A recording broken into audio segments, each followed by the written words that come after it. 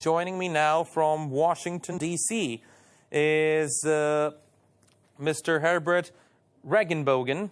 Dr. Herbert Reginbogin is a professor of international relations and international law. And we also have Professor Mark Tomass, an adjunct professor at Harvard University. Thank you very much to both of you for being with us. Professor Reginbogin, let me start with you. Before we get to the topic, I was told by my team that you recently wrote a book called Permanent Neutrality, a model for peace, security, and justice. Could you briefly tell us what is it all about? Thank you very much for inviting me. Yes, we have seen over the course of 70 years mechanisms to avert conflict and war. They've been from containment, deterrence, diplomacy. And still, we have now entered an era called great rivalry of powers. And this means that we have lost the scope and understanding of how mechanisms like international law play a vital role in these relationships. And the book that you have mentioned is edited and written by myself and a colleague, Pascal Lotas. It focuses on a reset of a model that was used in the 19th century for peace and security called neutrality, especially permanent neutrality. But as of 2014, such people as Henry Kissinger and Brzezinski has introduced this concept, and the Russian Vladimir Putin has also voiced support of the idea of neutrality as a geopolitical concept. And these have been tested in East Asia recently. They're tested now in Europe, and they're in discussion here in Washington, D.C. And the newest discussion will be about Syria in the coming week here at the Catholic University of America. All right, thank you very much. So let's get back to the topic. Professor Mark Tomass, let me start with you.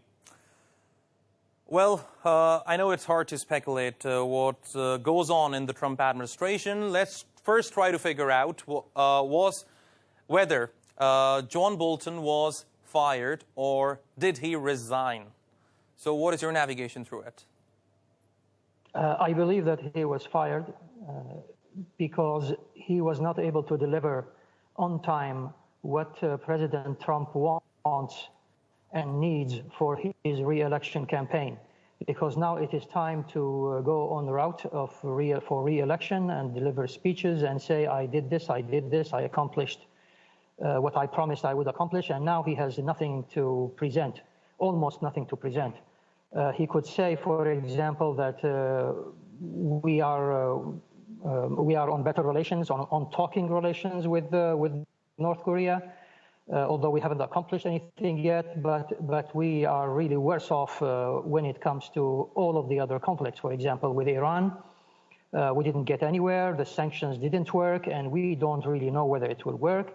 The supreme leader of the Iranian revolution refused on camera to receive a letter from Trump that was delivered by the Prime Minister of Japan attempted to deliver.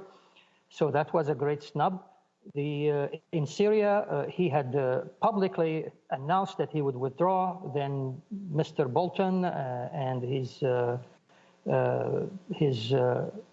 team of hawks persuaded Donald Trump to stay. So he cannot claim that he accomplished anything other than, of course, he could say that we destroyed ISIS. Which basically was a joint effort, not only the U.S., but Iran also fought ISIS in Iraq, and the Syrian regime also fought ISIS in Syria. Venezuela, for example, there was an attempt to topple President Maduro. That didn't work. So what is Donald Trump going to say to the public? So he has a public relations problem, and for that. I think for that reason, they had a meeting, and he wanted to hear from John Bolton what kind of ideas he has. And he found out that there are no further ideas, that John Bolton is stuck to this notion that he would lead U.S. foreign policy as if the United States is a gangster state and bully everybody, and we will have to wait. We keep on bullying these other countries until our will prevails. And Donald Trump was not convinced with that, and he actually said it in public about Donald Trump suggesting to turn North Korea into the Libyan model. In other words, you're talking about fomenting civil war in North Korea. I don't know how he wanted to do that, but that's what he had in mind. I wouldn't be surprised that he had actually had this Libyan model in mind with regard to Turkey, maybe with regard to even Saudi Arabia, to break down all of these countries that potentially could have internal conflict. So Donald Trump saw no end in sight if he were to implement what John Bolton has been advising him, or he has in mind to implement. So I think that's where he disagreed with, and possibly there were some body language problems. Maybe John Bolton pushed the wrong button. Maybe he made the president feel that he didn't know what he was talking about. It's very likely something like that happened, and President Trump didn't take it, so he fired him. All right. Professor Reginbogin, how do you feel about this decision? Relieved. I think that John Bolton represents a school of thought here in American foreign policy. He's recognized because of his astuteness, but his solutions are very marginal, accepted by policymakers and lawmakers in this city. What I would underscore is that John Bolton does represent a school of thought that uses force as a solution. And again, the principles behind the use of force is that it talks about the condition of the people, the adversary. Who is the adversary? Do we coexist with the adversary because of interests, or do we forget those principles that are also a part of the decision-making related to national interests? I think that's a very important combination as the world now pivots to the direction of accepting an authoritarian model, or remembers that there are democratic ways of life that also includes religious freedom. And I think that's a cardinal position we have to recall in this discussion today. Okay. Professor Tomass, like Professor Reginbogin suggested, that John Bolton belongs to a school of thought which likes to use force. Do you think that Donald Trump also belongs to that school of thought? Only at the threat, only the use of the threat of the use of force, but not the use of force. As I have said a couple of times before, Donald Trump himself is a businessman. He is not a warmonger. He would want to intimidate the other countries, or the countries with whom he believes he has conflict. He needs to push them into a certain political choices. So he will intimidate them. He will say, "I will do this. I can do that." Like, for example, in the United Nations, he said, we will destroy North Korea, totally destroy North Korea. You know, he would say these things, but I really don't think he is that type of person. I mean, he wants to show results to the American people. He wants to show that he is a better deal maker than anybody else, and he emphasizes his personal methodology in doing that. He wants to do it himself. He wants to meet with these leaders. He wants to show them that there is a better choice for them by agreeing with him on certain matters. So I really don't think I don't think he has in mind to use U.S. military force to accomplish what he wants to accomplish. He thinks that, like any business deal, you take some, you give some, and you come up with a deal, and then you package that deal to your people and show it that, look, I have done something that nobody else has done. The question here is what happens now that John Bolton is out. I really don't think that President Trump is totally free in doing what he wants. As we have seen before, since he came in, even before John Bolton became his national security advisor, the people around him still were holding him back. So many people were holding him back, including the pressure on him to be impeached and so on and so forth. So he is in a sense, he is a weak person. He is afraid. He is afraid that if he loses this election, he would end up being prosecuted, maybe convicted. So he wants to win this election very badly, and for that reason, he wants to show some results, some positive result towards peace and not towards war. Because once he enters into any form of military conflict, he will be finished. Because it's the opposite to what he had promised, and there is absolutely no way. If you look at all of the conflicts, or the U.S. Relationship with these countries, there is no way that he could solve it through a military attack or invasion or even minor military operation. John Bolton, like other regional states, wanted to drag the United States into a war with Iran. They wanted the United States actually to attack Iran, maybe destroy all of their missile capabilities. That would have been very difficult, but nevertheless, they wanted to do that. But he was not willing to do that. I mean, he always has been saying that he wants to meet with the supreme leader. He wants to meet with the president of Iran. He wants to talk to them. Obviously, the way he has been talking about Iran, given the Middle Eastern personality, Iran would not accept what Donald Trump, how Donald Trump portrays Iran in his speeches. So, he has to show some respect. And maybe recently he started to talk about making Iran great again, that we could meet and make Iran great again. That's a better strategy than calling them state-sponsor terrorists and so on and so forth, and calling them bad names. People in the Middle East are very sensitive to those things, and they don't accept these public insults easily. So I think he needs to change his strategy. He needs maybe to take a strategy similar to what he takes vis-a-vis Putin, vis-a-vis the North Korean leader, and so on. Maybe they would be willing to sit and talk with him. Okay. Professor Reginbogin, it is clear that President Donald Trump and John Bolton disagreed on many things since John Bolton was made the National Security Advisor of the United States. Now, I would like to question the timing of this latest decision. Why now? Why not before? You're dealing with a non-state actor, a Taliban. You're talking about the 9/11 situation. You're talking about an historically crucial point in America's experience with war on its own shores. This is an election year.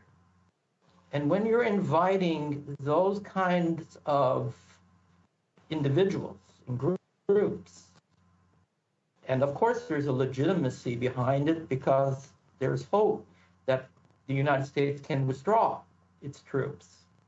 But the sensitivity of how and what developed in Afghanistan was the loss of an American soldier by Taliban is for the media a great way of discrediting Donald Trump. And I think under these conditions, and remembering this is the week of 9/11, that this played a very incredibly pivotal issue for his future success as president. So I think that plays an important role for the firing of John Bolton. Okay, Professor Tomass. Now, is Donald Trump's foreign policy worse than President Obama's or Bush's? Obama went from 2 wars and expanded it to 7, while Trump actually has come close to finishing those wars. Do you think John Bolton somehow played a role in this? No, I don't think so. From the time John Bolton came in until a few days ago, I don't think he can claim any accomplishments. Actually, all of the things that Donald Trump has been trying to do were not, I mean, these are not things that John Bolton agreed with. For example, he was trying to persuade him not to pursue his methodology or pursue his efforts with North Korea the way he has been pursuing it. So I really don't think John Bolton takes credit for anything positive that happened. At any rate, it's very hard to find anything positive happened in the past. I mean, yes, I think it's a good thing that they started to talk about how to resolve the problem in Afghanistan, maybe how to maybe to speak with the Taliban, maybe get from them some sort of promise that they will not be harboring terrorists anymore, that they will not be trying to expand their own emirate into a caliphate, and so on and so forth. Just to talk to them to see what they have in mind. I mean, I agree with Professor Reginbogin that this was a wrong timing. I mean, he shouldn't have done it on the day of 9/11. That was a bad decision. But the idea of talking to them after the fact that the U.S. knew that it is incapable of deposing the Taliban and getting rid of them, there is no other option but to sit and talk to them if you want to get out of that part of the Middle East. So, yeah, I don't give any credit to John Bolton for anything. I don't really think he would even be able to claim that he had accomplished anything in these few months that he was, or a bit more than a year that he was the National Security Advisor of the United States. Professor Reginbogin, let's talk about Iran. Tensions escalated between the United States and Iran after John Bolton was made the National Security Advisor. He's widely regarded by many as the mastermind behind this maximum pressure campaign against Iran. Did he succeed at all? Success is always relative. And if you're thinking about the 5+1 agreement, it had flaws in it. And you can take issue of how it could have been overhauled, or in this case, how it was declared invalid. All of this is under the contract. It's not something that's outside of the contract. The parties can leave the contract under the clauses of this agreement. But in good faith, and that is the important part of a contract, America could have taken a much more practical course, as Europeans and China and Russia had suggested. But there was an important part here on the geopolitical side, and that was that just under the belt, what we call the gray zone, that's not the violation of international law, but it is a very significant part about geopolitical threats, is that in this agreement, it allowed missiles to be manufactured and exported. Iran had a very clear expansionist strategy to cross the Arabic Peninsula to the Mediterranean. Its focus was still on the annihilation of Israel as its main adversary. That had not changed under this agreement. But there was hope that this could be addressed. And so what happened is that the issues that I've just mentioned did come to the top of this discussion. And the entire idea of Iranian expansion across the Mediterranean is one of the regional issues that are today being discussed. That was not the case 15 or 16 months ago.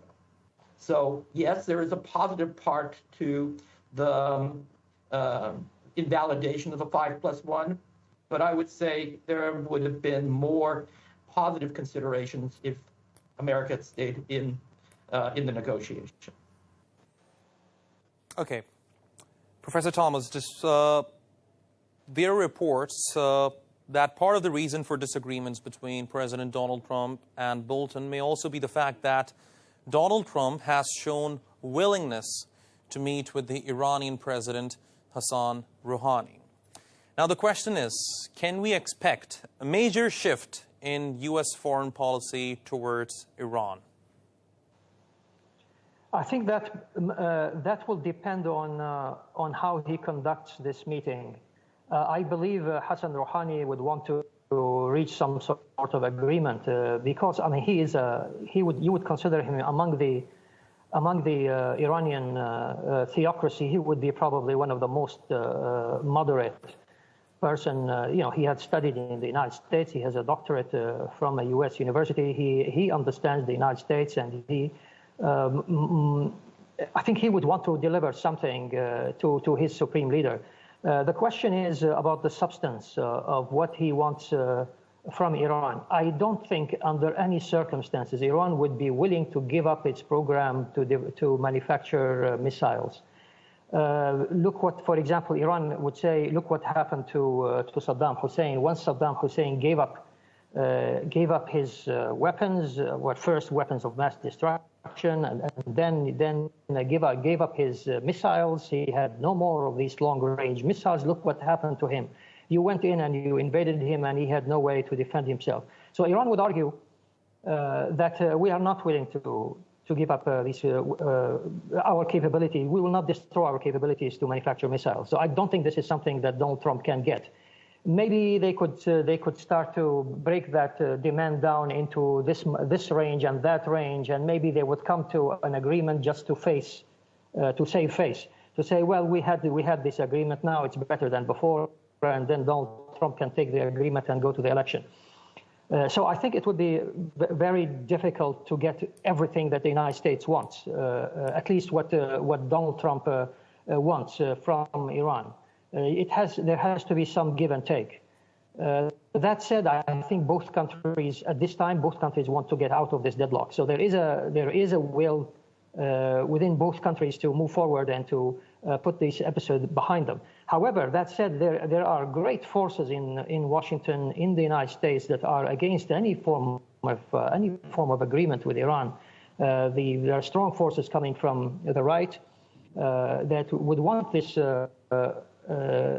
embargo on Iran to continue under all circumstances, and eventually to create for the embargo to work and to impoverish the people of Iran, and eventually create some sort of civil disobedience, and maybe even military conflict, maybe civil war. That has been the general model that was applied in the Middle East, the same way it was applied in Syria, same way it was applied in Libya. So I think that was the model that was in John Bolton's mind, but the point is that he is not the only one who had that model in his mind. There are many people. There is a climate of opinion in the United States that's how you should deal with Iran. Now, I don't know if you want to, Jafar, you want to go into Syria or not, but I think a few words should be said about that.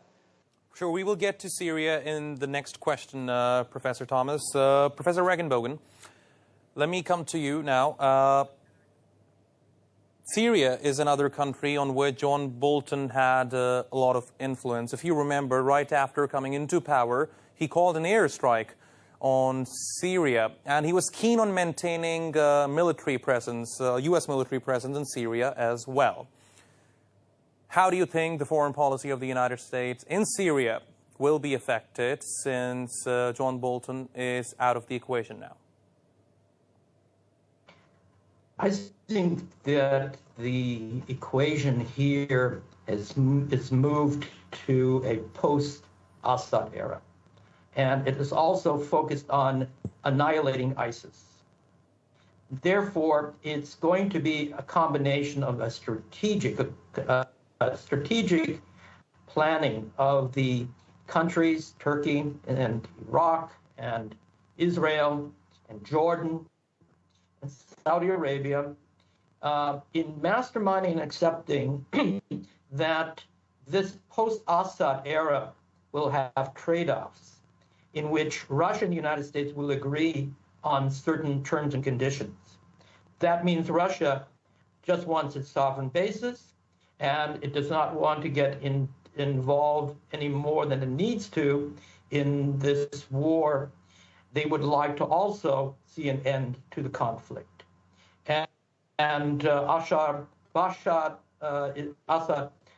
Bashir is pivotal discussion in this equation. But the bottom line for the United States staying is they have leverage. They're in what they call the breadbasket. That means they have the hydrocarbons, the oil, the gas, they have the agricultural areas. That is where the money, that is where the country will need to regain the economic prosperity. And therefore, the United States, with the Kurds in this region, do have a certain leverage. And more important, they're in the region where the ISIS is still in refugee camps exists, and as well as in certain cities. But my point here is that the focus has to be to end ISIS. And I think Russia and the United States see this equally. And therefore, I think the one denominator that doesn't belong in the region is Iran. And that is where I think that at the end of the day, Turkey, the people of Syria who want to have their country returned to them will find a solution within those different topics. Okay, Professor Tomass, we have talked about Syria on many previous episodes of The Brief. I'm really curious to know what you think about it. The departure of John Bolton will have a positive impact on Syria in the sense that the non-state actors to the east of the Euphrates, now they are not sure where the United States wants to go, whether the United States will do what Donald Trump wanted it to do in the first place, or that Donald Trump will still be under pressure, let's say, of Mike Pompeo and the other people who want the United States to stay in the east part of the Euphrates. However, the fact that they are not sure, the fact that these non-state actors are not sure what will happen, they are beginning to show some attitude to reconcile with the local populations. For example, they are more conciliatory towards the local population. They are less willing to impose their curriculum on the local population because up to before Donald Trump came into office and announced that he wants to leave Syria, the people I spoke with in the eastern part of the Euphrates, those who are now allies with the United States, they were under the impression that the United States is there to stay. I don't know what they were basing that on, because I had many times I did say that that the United States will not be able to sustain a military presence forever there. But for some reason, they believe the United States will be staying there forever, and that's why the United States has 16 military bases here and there in the eastern Euphrates. So they were basing their ambitions and their ambitions to establish a separate state based on that expectation of the U.S. Foreign policy. Now that John Bolton left, now the idea of, well, maybe the U.S. is not staying. Many of these people now are convinced at one point the U.S. is going to leave. So that, in that sense, that is positive because they would have to find a solution. One is they will be more reconciliatory with the local population. They will acknowledge that there are other people who are living there. They would have to live with them. They cannot have their own separate state there. And B, they have to reconcile with the Syrian state, with the Syrian government, and eventually accept some form of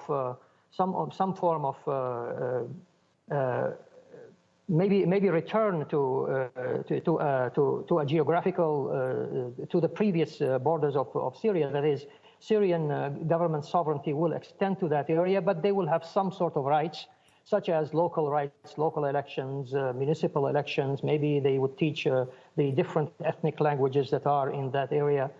So, in other words, I think this is positive because they are not looking towards the United States as a military muscle to do what they want to do in that area. The second, we have to talk about this strip of land in the northern part of Syria, what is referred to as a security zone or the safe zone, or an Adana agreement too. I think that is also that's also going to play in this equation.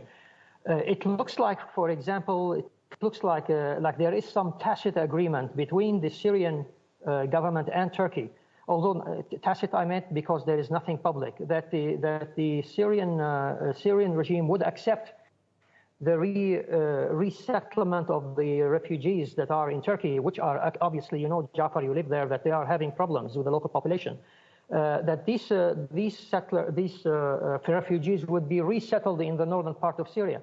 Now, the reason why the Syrian government will accept that as a possibility is because the Syrian government for a long time has been trying to establish this Arab belt in that area to prevent the creation of a separate or a possibility of the creation of a separate Kurdish state. So this would be something that could transpire in the future, only under the condition that Turkey would be willing to work with the Syrian regime in disarming the rebel groups, mostly Al-Qaeda in the Idlib region. So again, I don't want to put too much weight on the resignation or the firing of Bolton to accomplish all this, but there is a possibility that we will go in that direction. So you're expecting some change in U.S. foreign policy in Syria. Professor Reginbogin, let me briefly talk about the relationship between the United States and Turkey. How do you think John Bolton's departure is going to impact this relationship, especially in Syria? It will improve the relationship because President Erdogan is very upset with what he experienced with his discussion with John Bolton. I also believe that there will be a certain amount of reevaluation of the relationship once the two men meet in New York in the next 2 weeks. John Bolton certainly is a symbol of how this relationship should not develop, but let me underscore what he said is not something that American foreign policymakers and lawmen, decision makers, and even the White House would disregard. I think it's important in this relationship to find the necessary respect and to really underscore that there is a constellation of mechanisms that must be upheld so that the refugees can return to a very safe zone. That's not easy. This is a very critical stage for militaries to coordinate and to implement. And therefore, those discussions in 2 weeks' time will be very important to set out the spirit of the message. But the details are going to be very, very difficult, and they should be very well coordinated by their leaders. Okay. Professor Mark Tomass, my last question of the program. The U.S. foreign policy has a major influence on many countries around the world. With the departure of John Bolton, please, your final thoughts. If I am going to sum up with a negative or positive view, I would say I am more positive, but not, I mean, I cannot, let's say not absolutely positive that something good will come out, but if I am to choose between negative and positive, I would say positive. Simply because it's an election year and President Trump wants to show some good work towards peace is done. He wants to refocus on his ideas on making America great again, especially when the relationship with China now is becoming sour. So he wants to show that I have accomplished things on the political level, and I am on my way to accomplish things on the economic level. That is regarding the trade agreement with China, and therefore he would have a ticket. He would have a ticket with some good points to talk about. So I think Donald Trump is going to make out of this departure. He's going to make a momentum. Gain a momentum to reinvigorate his re-election plan. So I look for good things to happen. but I am not crossing my fingers that they will happen. Yeah, just like you, we are all waiting for something positive to happen. Unfortunately, we are running out of time. Professor Herbert Reginbogin, thank you very much for participating in today's program. Congratulations on your book, Permanent Neutrality, A Model for Peace, Security and Justice. We wish you all the very best. Professor Mark Tomass, thank you very much. We really appreciate your analysis.